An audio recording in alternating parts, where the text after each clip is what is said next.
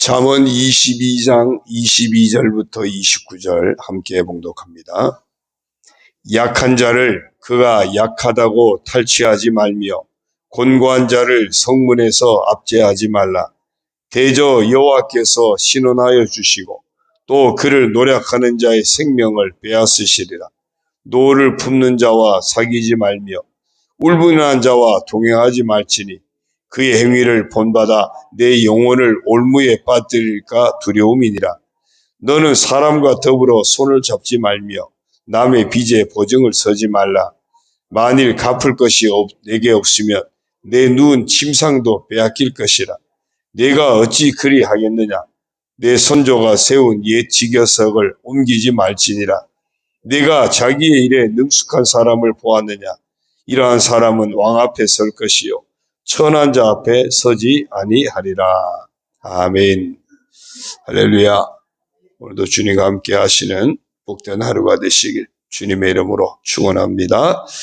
오늘 정체성 선포 성경 읽기는 레위기 1장부터 3장입니다. 그 중에 1장 3절 4절을 보니까 그 예물이 소의 번제이면 흠 없는 수컷으로 회막물에서 여호와 앞에 기쁘게 받으시도록 드릴지니라. 그는 번제물의 머리에 안수할지니 그를 위하여 기쁘게 받으심이 되어 그를 위하여 속죄가 될 것이라. 제물을 드릴 때 흠 없는 거룩한 제물로 드려져야 하나님이 기쁘게 받으십니다. 우리도 하나님 앞에 오늘도 이렇게 예배하며 드리는데 흠 없는 거룩한 제물이 되어야 합니다. 그러면 하나님이 기쁘게 받으세요. 날마다 우리 자신을 돌아보면서 회개하고 또 하나님 앞에 순종하면서 거룩한 모습, 흠 없는 모습으로 드려져야 할 줄로 믿습니다. 그래서 이렇게 선포하겠습니다. 따라합니다. 나는 하나님 앞에 흠 없는 거룩한 제물로 드려져야 할 사람이다. 네, 그렇게 되기를 소망합니다. 오늘도 우리 계속해서 잠언 말씀을 봅니다. 이 잠언 말씀 속에서 너는 이런 표현을 보면서 하나님 앞에서 오늘 내가 어떻게 살아야 할지 내게 주시는 교훈으로 우리가 순종하며 받기를 바랍니다. 22절입니다. 약한 자를 그가 약하다고 탈취하지 말며 곤고한 자를 성문에서 압제하지 말라. 23절이요. 대저 여호와께서 신원하여 주시고 또 그를 노략하는 자의 생명을 빼앗으시리라. 약한 자, 물질적으로도 가난하고 힘도 없고 그리고 고통받고 여러 가지 억압받고 있는 이런 약한 사람들. 그 약한 사람을 약하다고 탈취하지 말라는 겁니다. 사실 우리는 그러기 쉽죠. 힘 있는 사람한테 우리가 함부로 대하지 못하죠. 그러나 힘없는 사람한테는 함부로 대하기 쉽습니다. 나보다 못한 사람한테는 함부로 대하기 쉽습니다. 나보다 잘난 사람한테 함부로 대하기는 조금 우리가 부담스럽죠. 나보다 힘이 있고 잘 나가고 똑똑하고 또 많이 가졌고 뭔가 나하고 비교가 되지 않는 사람한테 우리는 오히려 조심스러워합니다. 그러나 반대로 아무리 봐도 나보다 못하면 그러면 말도 함부로 하고요. 행동도 함부로 하고 잘못하면 함부로 무시하고 우리가 그러기 쉽습니다. 그런데 그러지 말라고 이야기합니다. 곤고한 자를 성문에서 압제하지 마라. 이 곤고한 자는 억울하게 피해를 당하는 사람이에요. 성문은 고대의 시대는 재판을 주로 성문에서 사람들이 많이 드나드는 곳에서 공개적으로 재판을 했다고 합니다. 그러니까 이 공개적으로 재판하는 자리에서 곤고한 자, 억울하게 피해 당하는 사람들, 힘이 없다고, 가진 게 없다고, 그래서 함부로 대하고 함부로 죄인을 만들고 피해를 당하게 하는 이런 일들이 있었다는 겁니다. 그러지 말라고 합니다. 오늘 우리 그리스도인을 향해서 우리에게 이 말씀을 주신다면 가장 약한 우리들 아닙니까? 우리가 연약할 때 그리스도께서 우리를 위해서 죽어주셨거든요. 가장 약한 우리를 하나님은 돌보셔서 건져주셨다면 오늘 그리스도인 된 우리도 내 주변에 약한 사람들에게 오히려 관심을 가져주고 손을 내밀어 그들의 손을 잡아주고 그들을 돌보는 사명을 놓치지 말아야 합니다. 약한 자를 약하다고 탈취하고 곤고한 자를 성문에서 압제하는 것은 어쩌면 타락한 인생의 모습일 수 있습니다. 그런데 왜 그렇게 하지 말아야 되느냐? 또 하나 큰 이유가 있는데 바로 23절에요. 대저 여호와께서 신원하여 주시고, 여기 신원하여 주신다, 신원한다는 얘기는 싸워 주신다는 거예요. 하나님께서 신원하여 주신다는 이야기는 하나님이 대신 싸워 주셔서 하나님이 갚아 주신다는 겁니다. 약한 자를 약하다고 내가 탈취하면 강하신 하나님이 약한 자의 편이 되셔서 대신 싸워 주시면 내가 약한 자를 약하다고 탈취하다가 하나님 앞에 혼나는 거죠. 억울한 자에게 정말 압제하고 고통을 더 가져다 주면 하나님께서 대신 억울한 자의 그 한을 풀어주시는 거예요. 그래서 약한 자를 약하다고 탈취하거나 곤고한 자를 압제하거나 그러지 말아야 하는 거예요. 그러다가는 하나님 앞에 혼쭐이 나게 되기 때문에 그렇습니다. 그를 노력하는 자의 생명을 빼앗으시리라. 그 약한 자, 압제당하는 이런 곤고한 자를 그의 생명을 빼앗는다, 그의 생명을 노략질한다, 그러면 하나님이 오히려 그 생명을 빼앗으시겠다고 말씀합니다. 하나님이 갚으신다. 우리가 금년에 축복의 말을 선포하는 것도 하나님이 들으시고 그대로 갚아주셔도 괜찮다면 그 말을 하자 그랬어요. 행동도 마찬가지입니다. 심은 대로 거두게 하시는 거예요. 약한 자를 약하다가 탈취하는 그 행동을 심으면 하나님이 그대로 내게 거두게 하신다면 그걸 우리가 알면 그럴 수가 없죠. 우리가 심은 대로 거두게 하시기 때문에 하나님이 갚아주시기 때문에 우리가 하나님 앞에서 가장 약한 우리들, 그런 우리를 돌보신 하나님의 은혜를 늘 기억하면서 우리도 내 주변을 돌아보면서 약한 자들에게 더 관심과 돌봄과 손길을 내미는 그런 주님이 행하셨던 삶을 주님의 마음을 품고 주님을 모셨으니 주님의 손길이 되어서 우리도 그렇게 감당해야 할 줄로 믿습니다. 24절 25절 봅니다. 노를 품는 자와 사귀지 말며 울분한 자와 동행하지 말지니 그의 행위를 본받아 내 영혼을 올무에 빠뜨릴까 두려움이니라. 노를 품는 자, 울분한 자, 같은 의미예요. 이 감정 조절이 안 되는 사람들이에요. 사소한 일에도 화를 잘 내는 사람이에요. 그냥 툭 건드리면 짜증이 확 나오는 거죠. 툭 건드리면 화가 그냥 팍 나오는 거예요. 조금만 마음 상하면 벌써 표정부터 바뀌어지고 이런 어떤 감정 조절이 안 되는 사람, 정말 짜증이 많고 화가 많고 또 그런 사람이 억울함도 많아요. 또 그런 사람이 상처도 많아요.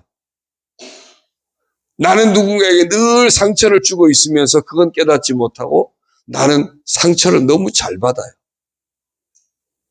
제가 그 얘기 자주 하죠. 상처를 잘 받는 사람은요, 이미 자기는 다른 사람한테 자기가 몰라서 그렇지 더 많은 상처를 늘 주고 있다는 것을 알아야 돼요. 혹시 내가 상처를 잘 받습니까? 누구 말에 내가 잘 상처가 됩니까? 그러면요, 야, 나도 누군가에게 이렇게 늘 상처를 주고 있구나. 그 생각해야 돼요. 여기 노를 품는 자, 울분한 자, 바로 그런 사람이에요. 이런 사람이 어리석은 사람이라는 겁니다. 쉽게 부딪히고 쉽게 충돌하고 이런 사람. 그런 사람과 사귀지 말래요. 동행하지 말래요. 이유가 뭐예요? 25절에 그의 행위를 본받아. 그 행위를 같이 어울리다 보면 그렇게 물들다는 겁니다. 짜증 잘 내는 사람하고 같이 늘 어울리다 보면 나도 어느 순간에 배워가지고 짜증을 잘 낸다는 거죠.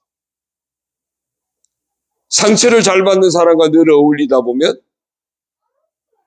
그 사람도 상처를 잘 주는 사람이거든요. 그러니까 나도 상처를 잘 받게 돼 있어요. 그 행위를 본받을까봐, 오염될까봐 그들과 사귀지 말고 동행하지 말라고 이야기합니다. 오염이 되면 어떻게 됩니까? 내 영혼을 올무에 빠뜨릴까 두려움이니라. 같은 길에 서 있을까? 같은 그런 어떤 상처에 붙들릴까? 조심하라는 겁니다. 사람은요, 닮는 것이 또한 본성입니다.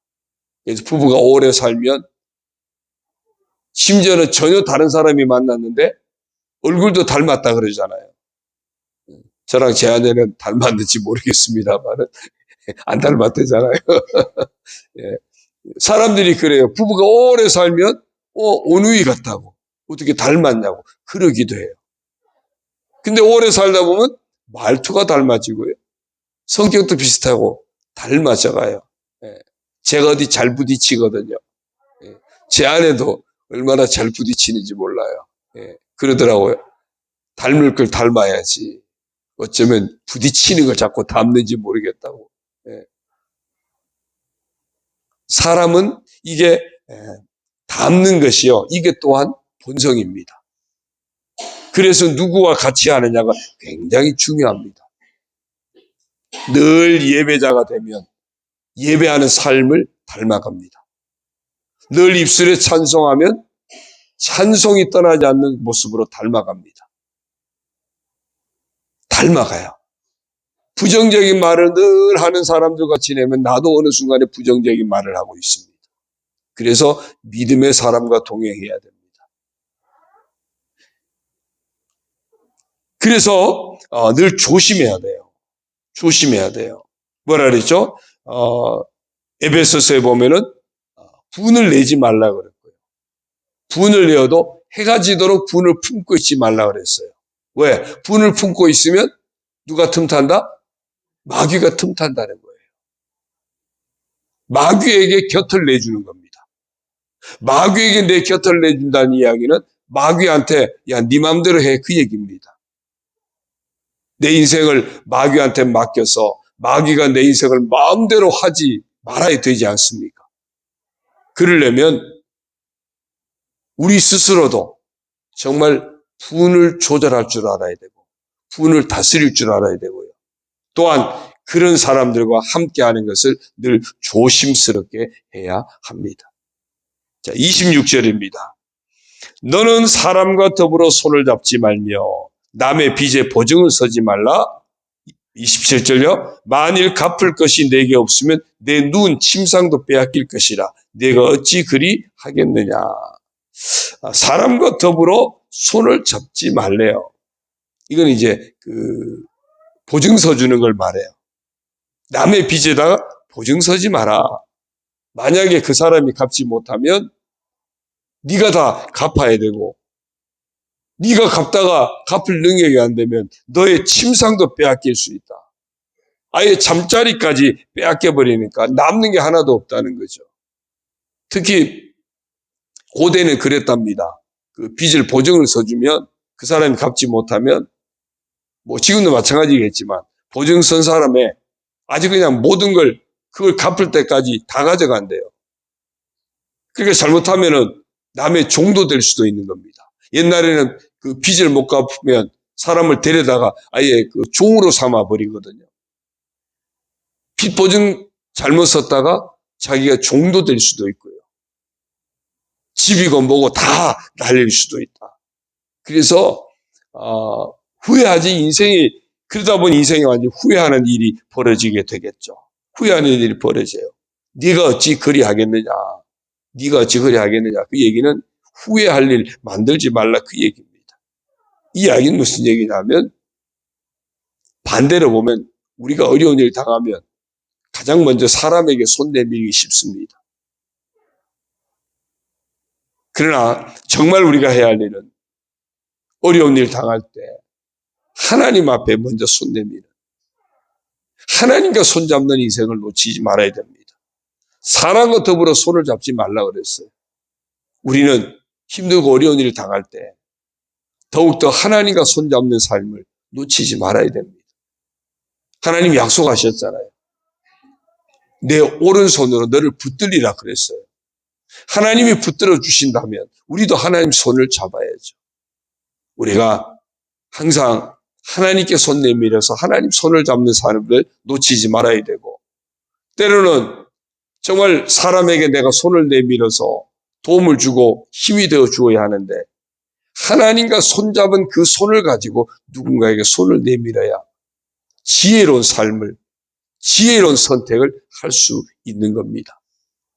하나님 없이 내가 함부로 하는 것은 자칫 내 어떤 호기에, 내가 잘못된 판단에 내 인생을 그냥 내던질 수 있다는 겁니다.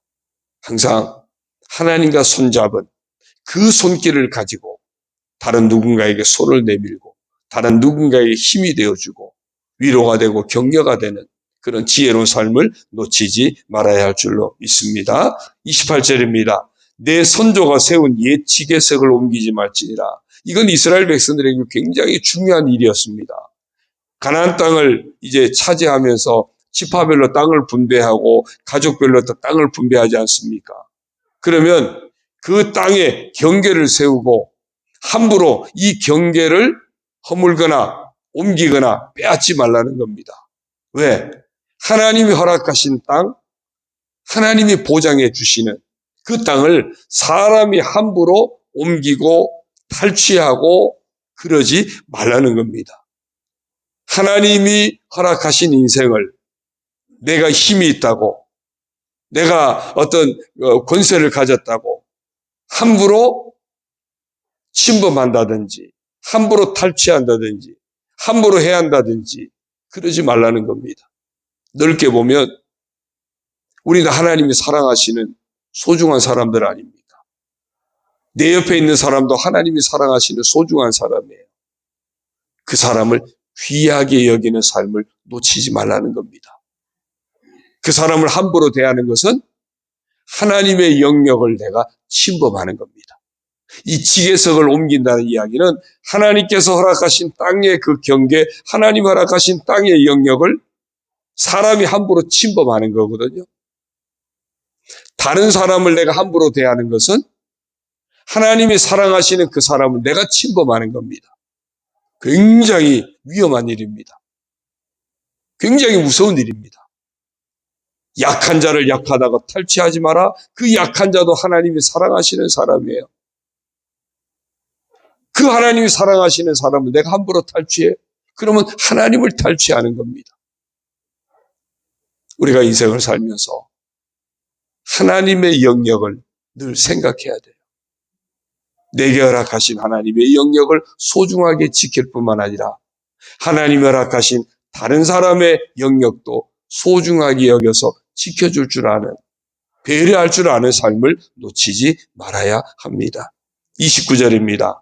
네가 자기의 일에 능숙한 사람을 보았느냐? 이러한 사람은 왕 앞에 설 것이요 천한 자 앞에 서지 못하리라. 자기 일에 능숙한 사람은 어떤 헛된 탐욕에 품지 않고 늘 성실함으로 부지런함으로 자기 일에 최선을 다해서 아름다운 열매 맺는 사람, 그런 사람은 왕 앞에 서게 된다. 중요한 직책을 맡게 될 것이다. 왕 대신 하나님 앞에 귀하게 여김받는 복된 인생이 되어지는 겁니다. 우리가 헛된 탐욕에 이끌려서 인생을 망치거든요. 욕심이 죄를 낳고 죄가 장성하면 사망을 낳는 겁니다. 사람을 망하게 하는 것은 욕심입니다.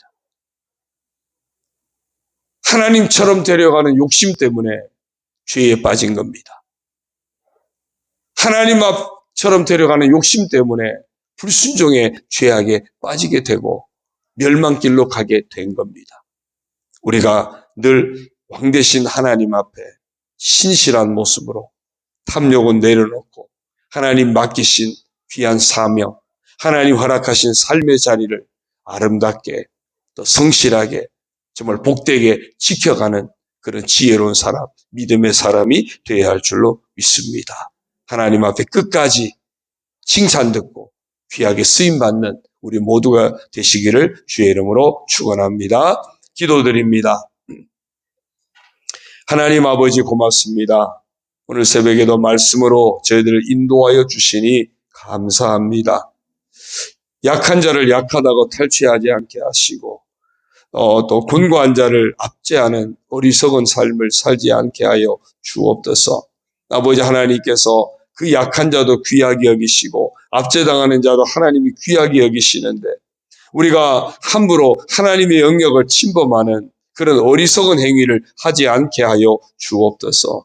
또한 우리 안에 노를 정말 울분을 잘 다스릴 줄 아는 그런 말씀으로 기도로 우리의 화를 다스릴 줄 아는 그런 복된 하나님의 사람이 되게 하시고 또 그런 사람들과 우리가 교제하는 사람도 조심할 수 있는 정말 늘 마귀에게 틈을 주지 않는 그런 지혜로운 인생을 살아가게 하여 주옵소서. 욕심을 버리고 정말 하나님 허락하신 삶의 자리, 사명의 자리, 성실함으로 부지런함으로 거룩함으로 아름답게 지켜내는 저희들 다 되게 하여 주옵소서. 그리하여 하나님 앞에 흠없는 거룩한 모습으로 드려지는 복된 삶의 주인공들이 되게 하여 주옵소서. 이 하루도 하나님 앞에 아름답게 드려지고 하나님이 기뻐 받으시고 하나님이 기뻐 사용하시고 하나님이 마음껏 축복하시는 우리 온 성도들의 삶이 되도록 복을 내려 주옵소서. 가정마다 은혜로 채워주시고 자녀들을 축복하여 주시고 직장과 사업, 생업에도 복을 내려주시고 믿음을 잘 지켜나가게 도와주시고 하늘의 소망을 품고 주신 사명을 잘 감당하며 나아가도록 하나님 합당한 은혜와 복으로 채워 주옵소서. 연약한 자들 치료하여 주시고 강건하게 하시고 모든 병만을 물리치고 건강한 삶을 살도록 복을 내려 주옵소서. 서로 품고 중보하며 기도할 때 여러 가지 마음의 소원을 내려놓고 간구할 때 하나님 아버지 감찰하여 주시고 복되고 아름다운 것들로 응답하여 주옵소서. 모든 것 감사드리옵고 예수님의 이름으로 축복하며 기도 올리옵나이다. 아멘. 하늘에 계신 우리 아버지, 아버지의 이름을 거룩하게 하시며 아버지의 나라가 오게 하시며 아버지의 뜻이 하늘에서와 같이 땅에서도 이루어지게 하소서. 오늘 우리에게 일용할 양식을 주시고 우리가 우리에게 잘못한 사람을 용서하여 준 것 같이 우리 죄를 용서하여 주시고 우리를 시험에 빠지지 않게 하시고 악에서 구하소서. 나라와 권능과 영광이 영원히 아버지의 것입니다. 아멘.